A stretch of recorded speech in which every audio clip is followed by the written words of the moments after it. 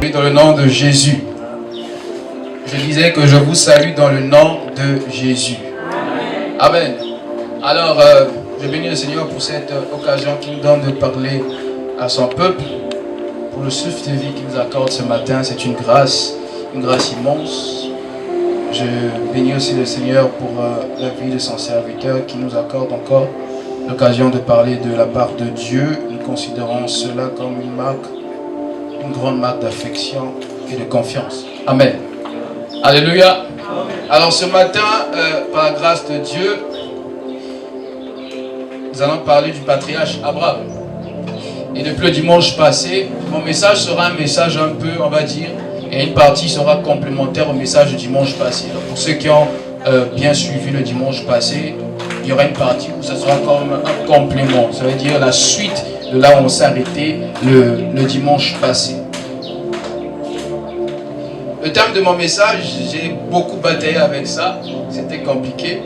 J'avais failli appeler papa le soir. J'ai dit, papa, j'arrive pas à trouver le thème. J'ai beaucoup de mots qui me venaient. C'était aussi un mot qui est venu après. C'était un mot un peu compliqué. Mais je vais donner ça comme ça. On peut reformuler ça de deux façons. Le thème de mon message ce matin, c'est les impératifs sur le chemin de l'accomplissement de la promesse de Dieu. Vous pouvez écrire les impératifs ou les impérieux. C'est le mot qui m'était venu. Les impératifs ou les impérieux, ça va dans le même sens. Les impératifs sur le chemin de l'accomplissement de la promesse de Dieu. Alors le but de mon message, c'est quoi? Ce matin, le but de mon message, c'est d'emmener les enfants de Dieu à réaliser que peu importe le temps, peu importe la méthode, Dieu accomplira ses promesses envers nous si nous restons fidèles à lui. Amen. Je vais répéter. Le but de mon message ce matin, c'est d'emmener les enfants de Dieu à réaliser que peu importe le temps, la méthode, Dieu accomplira ses promesses envers nous si nous restons fidèles à lui. Amen.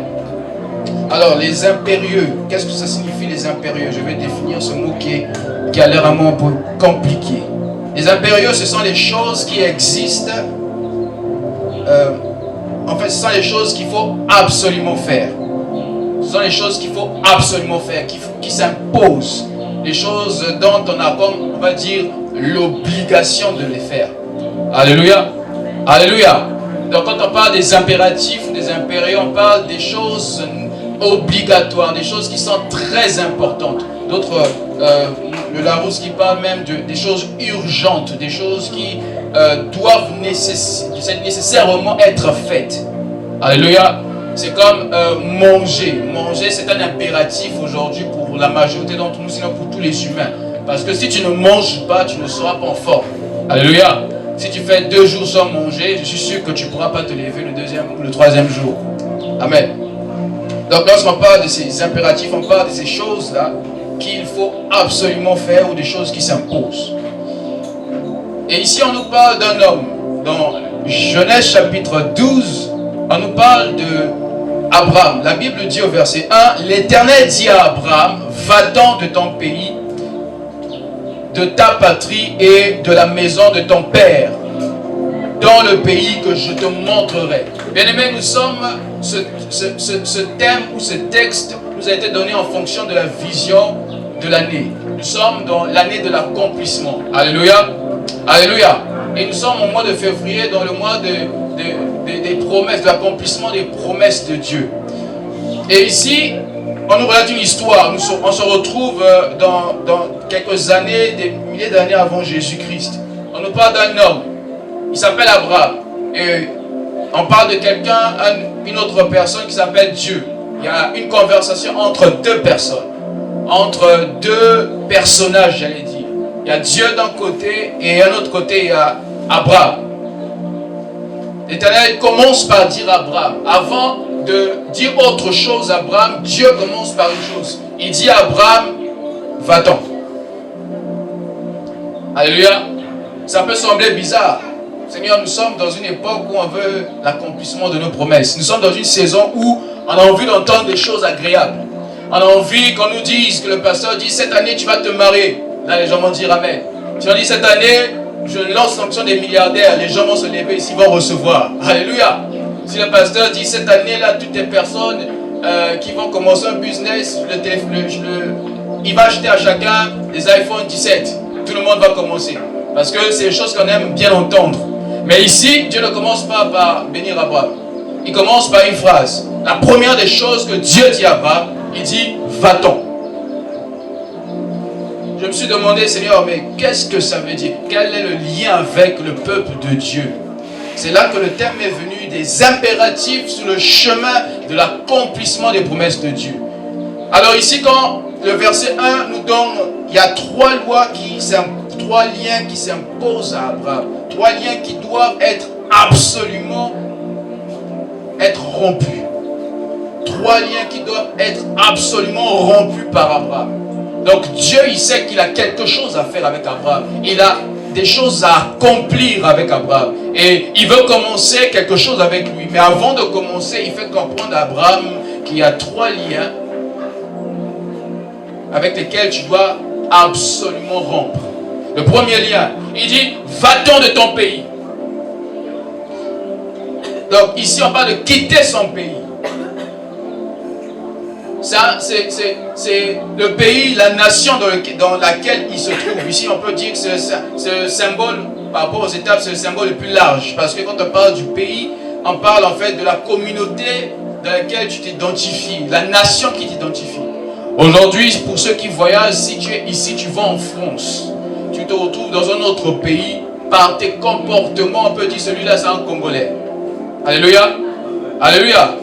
Même sans que tu ne parles, il y a des fois seulement quand on voit l'habillement, quand on voit la voitance, comme on dit, on sait que ça c'est un Congolais. Donc ça veut dire qu'il y a des choses qui peuvent nous identifier à notre nation. Alléluia. Le Congolais peut s'identifier dans n'importe quel pays. Nous sommes la seule nation qui peut s'identifier dans n'importe quel pays. Tu vas en Chine, tu vas savoir que tu es Congolais. Alléluia. Tu vas dans la francophonie, même par l'accent, quand on va t'entendre parler, on va savoir que ça c'est un Congolais. Donc il dit à Abraham, première des choses, le premier lien avec lequel tu dois te détacher, quitte ton pays. Ici, c'est le symbole, comme j'ai dit, d'une communauté dans laquelle on est. Une communauté large. Deuxièmement, Dieu dit à Abraham, va-t'en de ta patrie. D'autres versions disent, va-t'en de ta famille. Quitte ta famille. On peut se demander pourquoi Dieu demande à Abraham de quitter sa famille. Alléluia. Je m'adresse à un enfant ici. Imagine, c'est Dieu qui te parle et te dit, quitte ta maison. Quitte ta famille. Je connais beaucoup qui vont pleurer. Quitte ta famille. Pourquoi? Parce que la famille, c'est le lieu où on se retrouve en sécurité. N'est-ce pas? Alléluia. C'est le sens le plus rapproché du cœur. C'est ceux qui sont avec nous. La famille, on va dire la famille la plus directe. Papa, maman, les frères et soeurs, ceux qui habitent avec toi. On te demande, tu veux vivre l'accomplissement? Ok, mais avant de vivre, quand tu vas quitter ton pays, c'est bien. Mais quitte aussi ta famille. Alléluia. Parce qu'il peut arriver que tu quittes ton pays, mais tu vas avec ta famille. Ou tu vas avec ces personnes qui sont autour de toi. Donc la famille ici, c'est l'environnement direct. Le troisième lien. Il dit, quitte la maison de ton père. Ça, c'est le lien le plus intime. La source principale et providentielle de sa vie. Dieu dit à Abraham, depuis que tu es né, c'est bon, tu as grandi. Mais sache que maintenant, tu dois quitter la maison de ton père. Bien aimé, ici, si vous lisez les autres chapitres, Abraham n'était pas n'importe qui. Et son père n'était pas n'importe qui. Alléluia. Alléluia. Amen. Pour ceux qui ont fait l'étude biblique, on remarque qu'Abraham, son père était fort riche. Il avait les richesses, il avait beaucoup de biens. Donc quand Dieu lui demande de quitter, ce n'est pas pour... il va seulement partir comme ça. C'est parce qu'il sait qu'en quittant là, il va laisser quelque chose. Alléluia. Alléluia. Mais qui est prêt ici à quitter sa maison? À quitter la maison de son père. La maison de son père, c'est le symbole du lieu où c'est-à-dire le lieu où tu viens te ressourcer. Le lieu où tu as ta providence. La personne où parce que la maison, ça peut être une personne, ça peut être aussi une chose, un endroit. C'est-à-dire le lieu où tu tires ta source de bénédiction, tu tires tout ce que tu as. Aujourd'hui, si tu t'habilles, c'est chez ton père. Aujourd'hui, si tu peux manger, c'est chez ton père. Aujourd'hui, si tu peux avancer, si tu peux faire les fiers aujourd'hui avec ton téléphone, c'est parce que papa a travaillé, tu peux te donner l'argent et tu as eu le téléphone. Et Dieu dit à Abraham, quitte. Alléluia. Alléluia. Nous devons savoir une chose à noter. Certaines promesses de Dieu sont souvent accompagnées d'un ordre ou des prescriptions pour vivre cet accomplissement. Dieu, il savait qu'il avait quelque chose de grand à faire avec Abraham. Mais avant de commencer à lui promettre des choses, Dieu donne d'abord des impératifs. Dieu donne d'abord des prescriptions. Dieu donne d'abord des ordonnances à respecter. Bien aimé, j'aimerais poser la question à un frère ou à quelqu'un ici. Est-ce que tu respectes les impératifs que Dieu t'a donnés?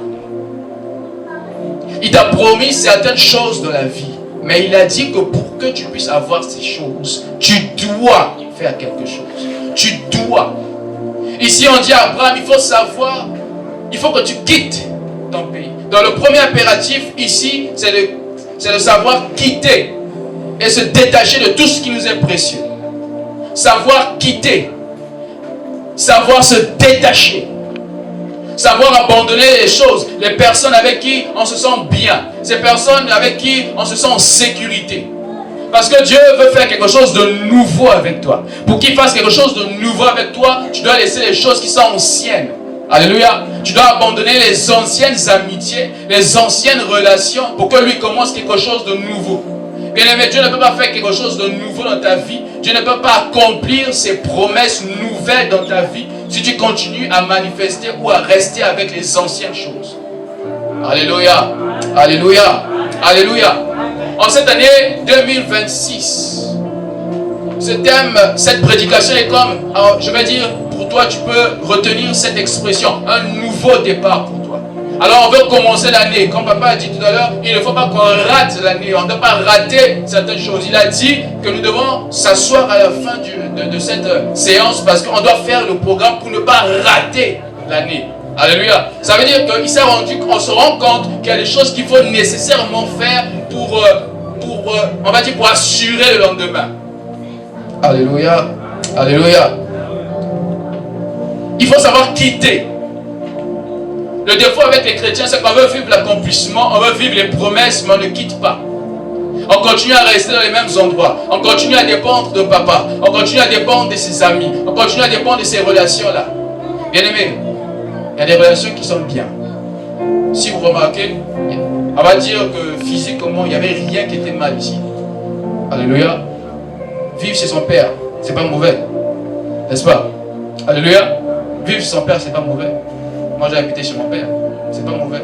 Mais bizarrement, pendant que je donnais cette prédication, je me suis rappelé l'année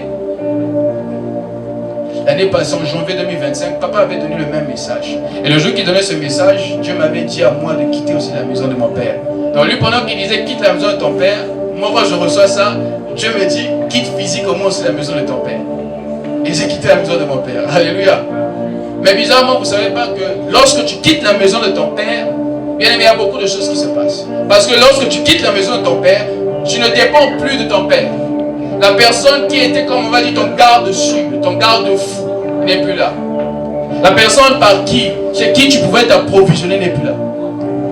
Dieu, en fait, il voulait couper Abraham de tous les liens avec les hommes. Dieu voulait qu'Abraham puisse compter sur lui seul. Alléluia.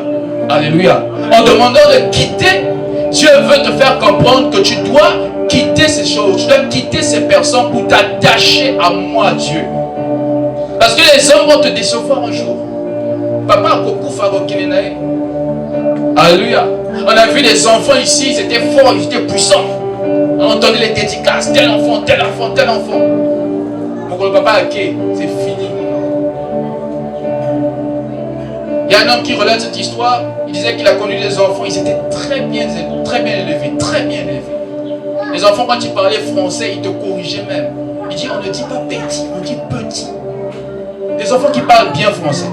Mais le jour que papa est mort, les enfants sont retrouvés dans la rue. Quelques années après, on voit cet enfant qui parlait très bien français. Vous imaginez, vous voyez dans la rue, il y a même des gens qui sont des fous. Mais tu entends le fou quand il te parle, tu dis que le gars était intelligent. N'est-ce pas?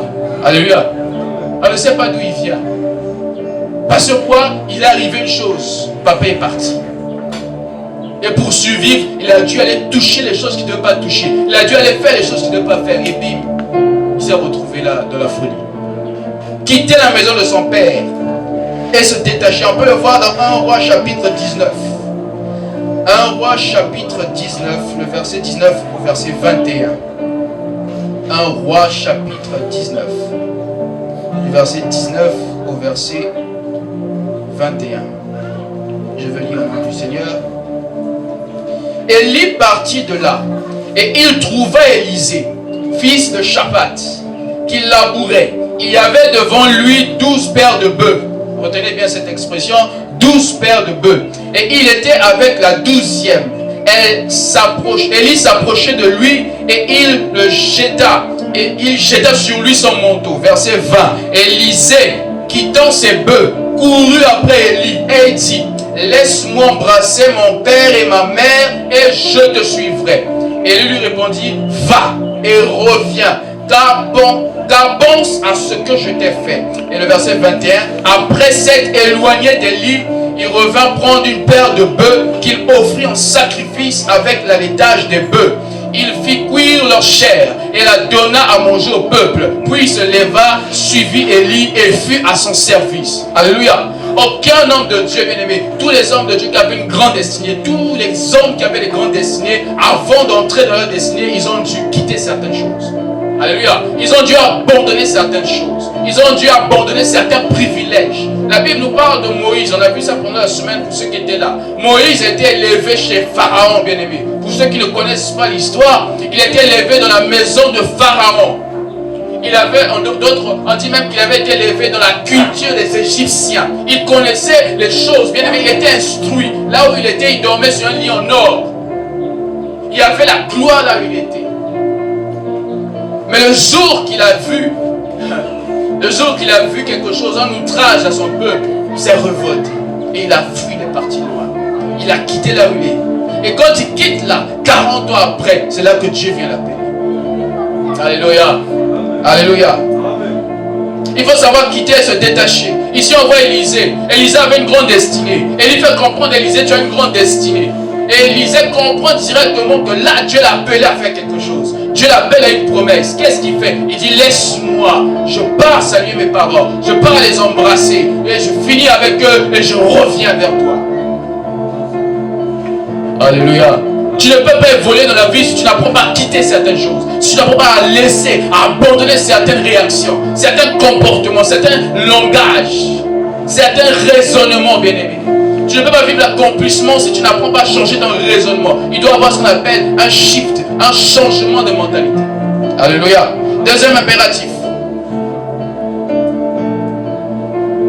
Deuxième impératif à savoir, pour vivre l'accomplissement. Sur le chemin de l'accomplissement, il y aura des saisons difficiles. Sur le chemin de l'accomplissement, il y aura des chemins difficiles. C'est un impératif. Alléluia. Je peux même dire, sur le chemin de l'accomplissement, il y aura toujours des chemins difficiles. Le défaut avec les chrétiens sont devenus des peureux. Les chrétiens sont des pleurnicheurs. Les chrétiens sont des plaintifs. Les gens veulent la facilité. On veut arriver à un niveau sans avoir eu à se battre. Bien aimé, personne ne peut arriver à un niveau s'il n'a pas eu à faire des efforts. Même un génie, il y a des fois il lit. Oui, le génie n'est pas né seulement comme ça, dire oui, il y a quelque chose, mais il s'instruit. C'est quelqu'un qui lit sur les documentaires, voit un enfant de 5 ans, il est devant les documentaires, il s'instruit. Quand il arrive à 10 ans, il connaît les choses que toi tu ne connais pas à 40 ans. Il s'instruit. On ne peut pas développer les compétences juste comme ça, bien aimé. Sur le chemin de l'accomplissement, il y aura des saisons difficiles. Et c'est là qu'on revient, comme j'ai dit à l'entrée, on va faire comme un complément de ce qu'on a vu le dimanche passé. Nous sommes dans Genèse chapitre 41. Genèse chapitre 41 du verset 29 au verset 32. Genèse chapitre 41 du verset 29 au verset 32. Voici, il y aura 7 années de grande abondance dans tout le pays d'Égypte. 7 années de famine viendront après elle. Emprisonné, enchaîné. À cause de quoi? D'un songe qu'il avait eu à faire. Alléluia. Alléluia. Il avait eu simplement, non, 2 songes. 2 songes. On l'a crucifié à cause de 2 songes. On l'a voulu arrêter sa destinée à cause de 2 songes. Il se retrouve en prison. Quand il se retrouve en prison, il se retrouve avec 2 hommes. Avec ces 2 hommes, il donne une parole, il donne une interprétation. Il y a un qui est mort, le panetier et puis les chansons. Et l'autre, il reste en vie. Et après ça, quelques années après, il se rappelle 2 ans après. Pour donner des précisions, Joseph, quand on vient parler, lorsqu'il reçoit la prophétie, les songes, il avait 14 ans. Non, 17 ans, pardon. Il avait 17 ans lorsqu'il reçoit le songe, la première fois. Il reçoit le songe à 17 ans. Et après, on nous dit quelques années après, il se retrouve en Égypte. On nous parle de, je crois, 5 ans après, il se retrouve, non, 7 ans après, il se retrouve en Égypte. 7 ans après, quand il se retrouve en Égypte, on parle de l'histoire avec Potiphar et en prison et tout. 7 ans après. 2 ans après, ses parents font un songe. Donc, ça arrive 9 ans après maintenant. Il se retrouve là devant Pharaon. Donc, depuis qu'il a eu son songe jusqu'à Pharaon, ça fait au moins 9 ans. Alléluia. Pour certains, ils croient que Joseph est devenu juste gouverneur comme ça. Non, il a reçu la prophétie, il a reçu la parole, mais il est passé par des temps difficiles. Ici, il donne une prophétie à Pharaon. Il dit une interprétation. Il dit, on passera en Égypte, il y aura 7 ans de famine. Il dit, Pharaon, sache que lorsqu'il y aura le temps d'abondance, après ça, il y aura 7 ans de famine. Il y aura une saison difficile. Lui-même, Joseph, il est passé par une saison difficile. Vendu par ses frères, abandonné par ses frères, jeté par ses frères. Il se retrouve esclavage. Il se retrouve dans la maison de Potiphar. Il retrouve un peu de notoriété, on va dire, un peu de courage, un peu de privilège. Et là-bas, on l'accuse encore d'avoir couché avec la femme d'autrui. Mais les gens qui ont une grande destinée ont toujours des problèmes. Amen. Alléluia. Amen. Si tu dis pas amen, c'est parce que tu n'as pas encore eu des problèmes. Les gens comme, hein, regardez papa là, il a beaucoup de problèmes. En 2021, je suis revenu, je crois en 2022. Quand j'étais parti, je suis revenu en 2022. J'ai vu papa la première fois qu'il a dit, hey, tous les cheveux blancs là, c'est quoi? Il m'a dit, le ministère. Il dit, le ministère. Il dit, papa, si le ministère c'est comme ça là, c'est chaud. En 2020, quand je l'ai vu, il était normal. Je reviens en 2021, cheveux blancs sur la tête. Il dit, aïe, c'est quoi les problèmes? Moi-même, j'arrive sur le coiffeur me coiffe. Tu as mis les cheveux blancs. Il dit, hey, ça commence. Les problèmes. Tu vois un jeune avec la barbe blanche, tu vas pas côté les jeunes, mais la barbe blanche, les problèmes. Parce que les saisons sont difficiles. Quand les saisons deviennent difficiles, les gens maigrissent. Les gens deviennent, ça dit ils deviennent comme ces vaches. On dit, il y avait des vaches maigres. C'était une saison difficile pour eux. Joseph a vécu cette saison difficile, bien aimé. Tu ne peux pas vivre l'accomplissement des promesses de Dieu si tu ne passes pas par une saison difficile. Si tu n'apprends pas à accepter les souffrances de ta vie, tu ne pourras jamais avancer. Le Seigneur dit même un jour, il dit, je te conduirai au désert pour parler à ton cœur. Alléluia. Ça c'est aux enfants de Dieu, ça c'est aux gens qui sont matures. Parce que les bébés spirituels, Dieu ne peut pas les faire ça. Ils vont tomber, ils vont pleurer. Il dit, je te conduirai au désert pour parler à ton cœur. Parce que moi, pour te parler, il faut que je t'emmène dans un endroit, dans une situation, dans une circonstance où il n'y a plus personne autour de toi. Oh Jésus. Seigneur, aide ce peuple à comprendre. Seigneur, aide-nous à comprendre. Sur le chemin de l'accomplissement, bien aimé, il y aura des saisons difficiles. Pourquoi je le dis? Vous voyez ici aujourd'hui l'église. Peut-être vous ne savez pas, mais pour construire ça, c'est difficile, bien aimé. Quand quelques années, l'année prochaine, peut-être qu'on va inaugurer, on va sauter de joie. Mais ceux qui ont souffert ici vont se rappeler qu'il y a eu des saisons difficiles. Ceux qui sont au financement disent, aïe, on a eu des saisons difficiles. C'était dur. On a souffert. Et Abraham aussi a vécu ça.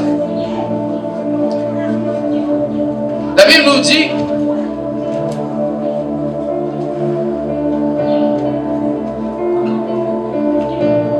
Abraham avait 75 ans quand il quitta son père. On a lu ça dans Genèse 12. Il était âgé de 75 ans.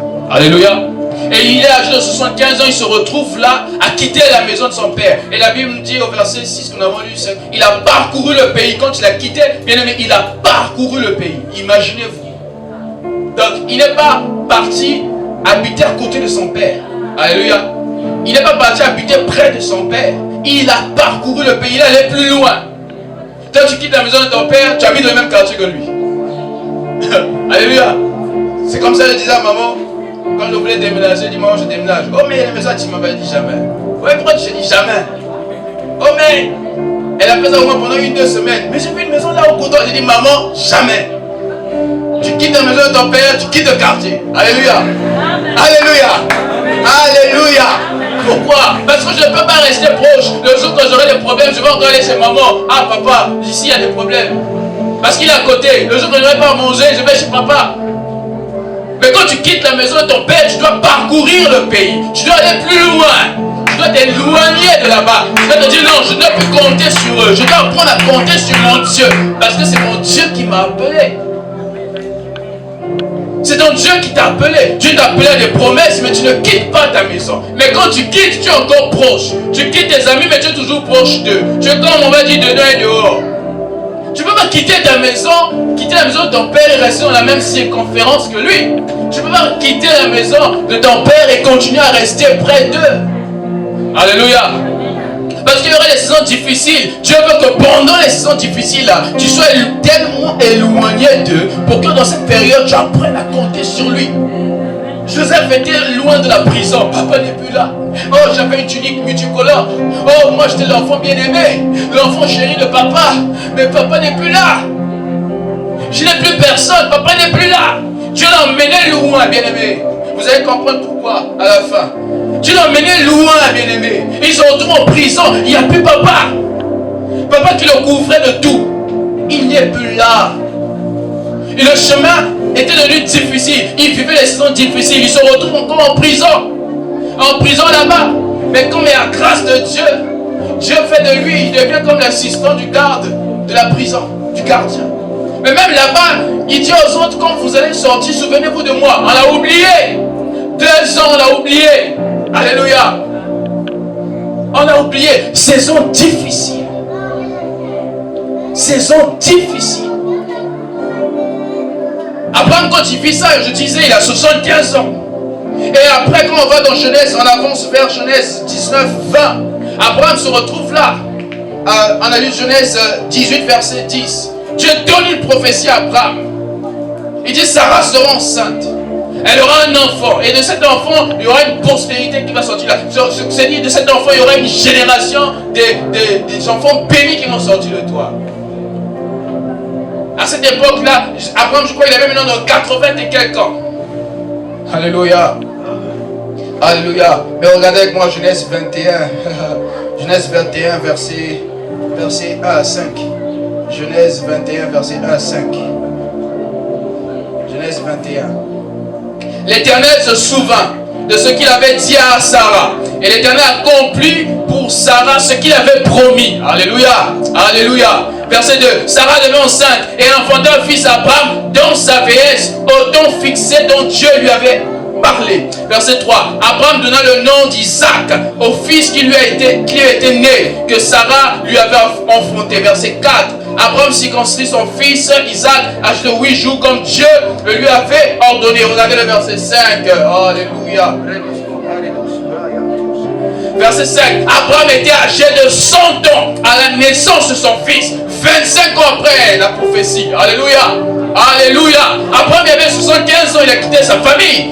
Il avait 75 ans et pendant ces années, il a vécu des souffrances. Il a vécu des temps difficiles. Sa femme n'enfantait pas. Il n'avait pas de génération. Il a même dit, Seigneur, il y a là Eliezer, il y a mon serviteur. C'est lui qui va devenir l'héritier de ma fille. C'est lui qui va prendre tous mes biens parce que je n'ai pas d'enfant. Je suis vieux. Sarah est vieille. Dieu lui dit, oh petit, calme-toi, calme-toi. Moi, le Dieu compliqué, je veux compliquer la situation. Oh, alléluia. Il complique la situation. Il dit même, Sarah dit, mais Dieu m'a rendu stérile. Oh Jésus. Ce n'est pas les démons, ce n'est pas les sorciers. Dieu l'a rendu stérile. Il a compliqué la situation. Il a compliqué encore la chose. Mais ce qui est bien, bien-aimé, il a vécu ça. Agar est parti, elle est revenue. Après, elle est encore partie. Tout ça, il y a eu beaucoup de choses. Abraham a vécu les temps difficiles. Il se retrouve quelque part, il se retrouve là-bas. Difficile. Mais 25 ans après, la Bible nous dit, oh, Dieu L'éternel Dieu se souvint de ce qu'il avait dit. L'éternel Dieu se souvint de ce qu'il avait dit. Et il accomplit ce qu'il avait promis. Sur le chemin, bien-aimé, il y a des temps difficiles, mais sachez une chose, Dieu accomplira ce qu'il avait promis. Alléluia. Dieu accomplira ce qu'il avait promis. Troisième et dernier impératif. Savoir obéir aux ordres de Dieu et avoir foi en lui. Savoir obéir aux ordres de Dieu et avoir foi en lui. On a dit les impératifs, le chemin d'accomplissement des promesses de Dieu. Savoir obéir. Hébreux 11, verset 8, la Bible nous dit quoi? Hébreux 11, verset 8.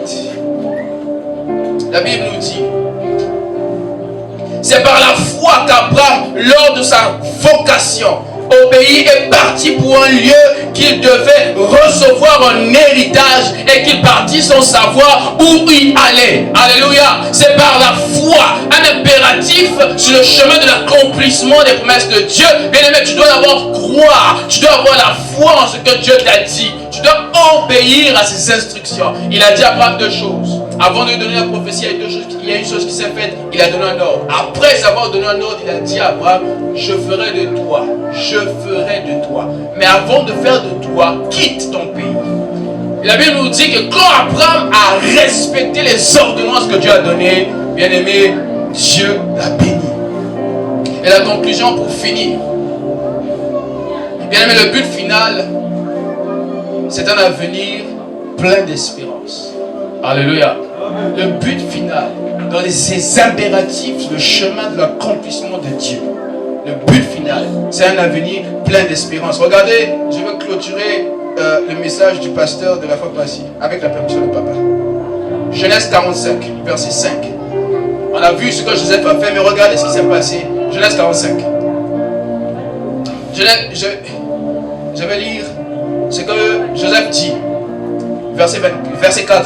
Joseph dit à ses frères: approchez-vous de moi. Et ils s'approchèrent et il dit: je suis Joseph, votre frère, que vous avez vendu pour être mené en Égypte. Regardez le verset 5. Maintenant, ne vous affligez pas et ne soyez pas fâchés de m'avoir vendu pour être conduit ici. Regardez maintenant. Car c'est pour vous sauver la vie que Dieu m'a envoyé devant vous. Regardez le verset 8. Il dit: ce n'est donc pas vous qui m'avez envoyé ici, mais c'est Dieu. Il m'a établi père de Pharaon, maître de toute sa maison et gouverneur de tout le pays d'Égypte. Alléluia. Après des années, après plus de 9 ans de souffrance, après plus de 9 ans de situations difficiles, 9 ans après la prophétie, 9 ans après la promesse de Dieu, Joseph est capable de dire: oh bien-aimé, c'est vrai qu'on m'a cherché. Oui, vous avez voulu me tuer, vous avez voulu me faire du mal, mais ne vous inquiétez pas. Ce que vous avez fait là, c'est Dieu qui avait prévu ça parce qu'il avait un plan pour moi. Alléluia. Bien-aimé, lorsque tu vis des situations à la fin, dis aux gens: oh, c'est pas grave, c'est pas grave. C'est pas grave, vous m'avez voulu, oh, c'est pas grave. Vous m'avez jalousé, c'est pas grave. Vous m'avez calomnié, c'est pas grave, ça va, ça va. Vous m'avez insulté, vous avez menti, c'est pas grave. Vous êtes parti raconter des faux témoignages sur le pasteur, c'est pas grave, c'est pas grave. Vous avez inventé des histoires sur moi, c'est pas grave. Mais sachez bien aimé que ce que vous avez fait a servi à mon épanouissement. Ce que vous avez fait a servi à ma montée. Grâce à vous, grâce aux souffrances que vous m'avez fait, oh, je suis maintenant béni. Alléluia, alléluia. Bien aimé, pour finir, retiens une chose: Dieu accomplit ses promesses. Jérémie 29, verset 11. Je n'ai pas besoin de le lire, vous pouvez le répéter. Bien aimé, Jérémie 29, verset 11. Le Seigneur dit une chose: je connais les projets que j'ai formés sur toi. Je connais les projets que j'ai formés sur vous. Tu vois l'accomplissement ici, là. Moi, je connais les projets que j'ai formés sur toi. Tu veux vivre l'accomplissement? N'aie pas peur. Moi, Dieu, je te conduis. Même si pour cela, on va te taper. Même si pour cela, on va te calomnier. Même si pour cela, on va t'insulter. Même si pour cela, on va te faire des je sais pas quoi. Bien aimé, sache une chose: je connais les projets que j'ai formés sur vous. Et il finit, il dit: projet de bonheur. Projet de bonheur et non de malheur. Pourquoi? Afin de vous donner un avenir plein d'espérance. Oh bien aimé, acclamons Dieu. Est-ce que tu peux te les faire acclamer Dieu? Dieu a imposé. Est-ce que quelqu'un peut acclamer Dieu et pousser les cris de joie? Dieu a imposé. Il a imposé. Il va accomplir. Même si tu passes par des moments difficiles, il va accomplir. Dieu accomplira.